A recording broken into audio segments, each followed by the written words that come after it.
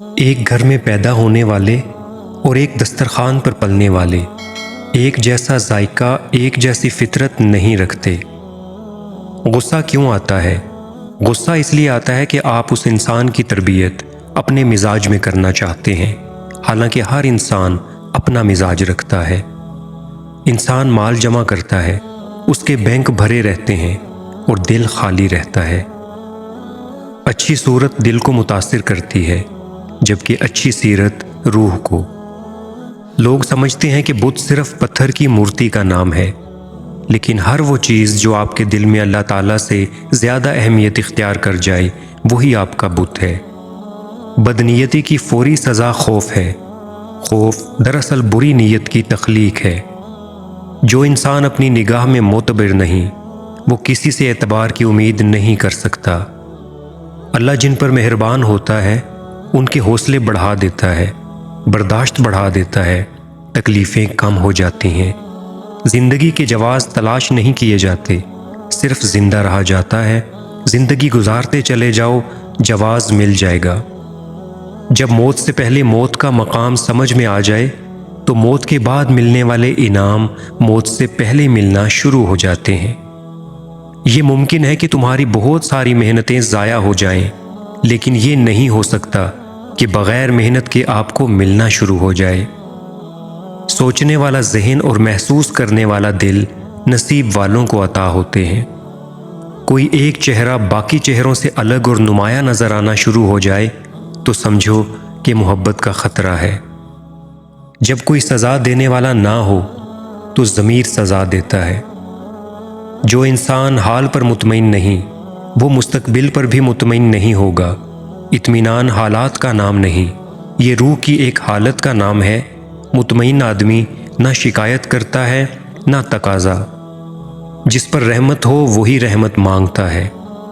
دوسروں کے گناہ گنتے رہنے سے بندہ خود پارسا نہیں بن جاتا۔ جہاں آپ کی پسند کی زندگی نہ ہو وہاں خاموشی سے گزر جانا یہ بھی اللہ کا شکر ہے۔ آپ کے سانس گنتی کے مقرر ہو چکے ہیں۔ نہ کوئی حادثہ آپ کو پہلے مار سکتا ہے، نہ کوئی حفاظت آپ کو دیر تک زندہ رکھ سکتی ہے۔ بدنیتی کی فوری سزا خوف ہے۔ خوف دراصل بری نیت کی تخلیق ہے۔ نیت کی اصلاح کے بغیر یہ سزا ختم نہیں ہوگی۔ لوگوں سے الگ رہ کر سوچو گے تو الگ سوچ ملے گی۔ یہ دعا ضرور کیا کرو کہ یا اللہ ہمیں ایسی زندگی دے جس پر ہم بھی راضی رہیں اور تو بھی راضی رہے۔ غلط ارادے کی کامیابی گناہ ہے اور صحیح ارادے کی ناکامی بھی ثواب ہے۔ اپنے ارادے کی اصلاح کرو۔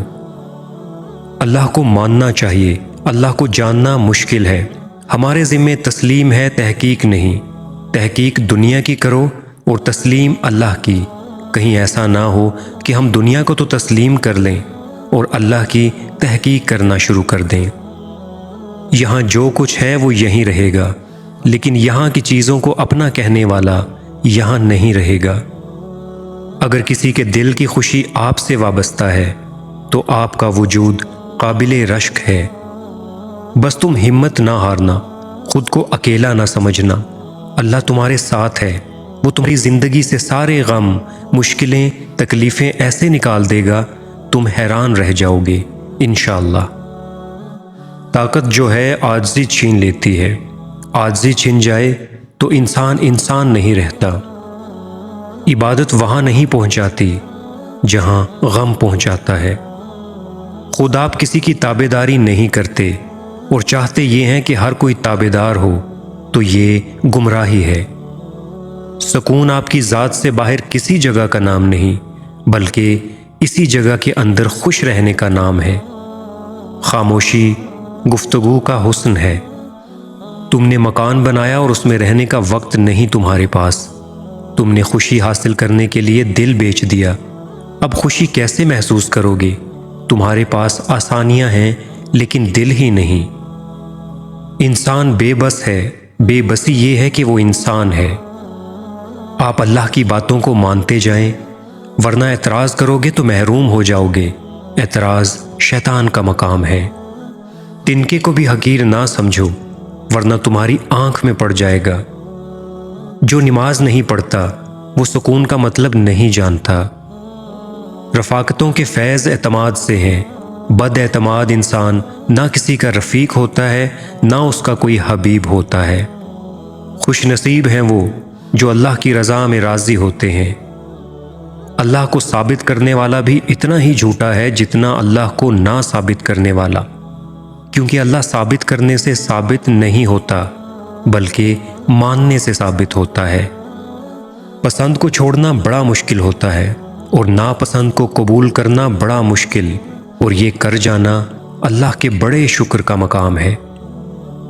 کامیابی کا سفر نماز اور قرآن کے بغیر ادھورا ہے۔ اللہ اپنے قریب والوں کو غم دیتا ہے۔ جو جتنا قریب ہوگا اسے اتنا بڑا غم دے گا، اور جو زیادہ عزیز ہوگا تو اسے کربلا دے دے گا۔ کوئی جواب انسان کو اس وقت تک مطمئن نہیں کر سکتا جب تک جواب دینے والے پر یقین نہ ہو۔ محبت کوشش یا محنت سے حاصل نہیں ہوتی، یہ عطا ہے، یہ نصیب ہے، بلکہ بڑے ہی نصیب کی بات ہے۔ خواب کو حقیقت مان لیا جائے تو تعبیر کی حقیقت ایک اور خواب بن کے رہ جاتی ہے۔ برائی سے نفرت کرو، برے آدمی سے نہیں۔ برے سے محبت کے ساتھ پیش آؤ، اس کا عمل خود بخود بدلنا شروع ہو جائے گا، اللہ کی رحمت ہو جائے گی۔ جس شکل انسان والی ہو اس کی مدد کرتے وقت مذہب نہ پوچھنا، بس مدد کرو اس کی۔ لوگوں کے اعمال کو کبھی نہ دیکھو بلکہ اپنا عمل کرتے جاؤ۔ غم اور پریشانی دراصل انسانی فیصلے اور اللہ کے حکم کے درمیان فرق کا نام ہے۔ جو شخص اپنی تنہائی سے عدل نہیں کرتا وہ زندگی میں کیا عدل کرے گا؟ اللہ نے جسے طاقت دینا ہوتی ہے اسے پہلے تسلیم کا شعور دیتا ہے۔ اگر تسلیم نہ ملے اور طاقت مل جائے تو انسان فرعون بن کے مرتا ہے۔ اگر آپ کا دل اطمینان میں ہے تو اللہ راضی ہے، اور دل پریشان ہے تو سمجھو کہ اللہ راضی نہیں ہے۔ محبت وہ ہوتی ہے جو لکھی نہ جا سکے، محبت وہ ہوتی ہے جو بیان نہ ہو سکے، بلکہ محبت وہ جو محسوس ہو۔ غصے میں سچ بولنا بڑا مشکل ہے۔ غصے میں انسان صرف جذبات بولتا ہے، سچ نہیں بولتا۔ نگاہ کا عادل وہ ہے جسے دوسرے کی بیٹی میں اپنی بیٹی نظر آئے۔ شکر کرو، نعمت محفوظ ہوگی۔ دسترخوان کشادہ کرو، رزق میں اضافہ ہوگا۔ سجدہ کرو، تقرب ملے گا۔ عزت دو، عزت ملے گی۔ صدقہ دو، بلا ٹل جائے گی۔ توبہ کرو، گناہ معاف ہو جائیں گے۔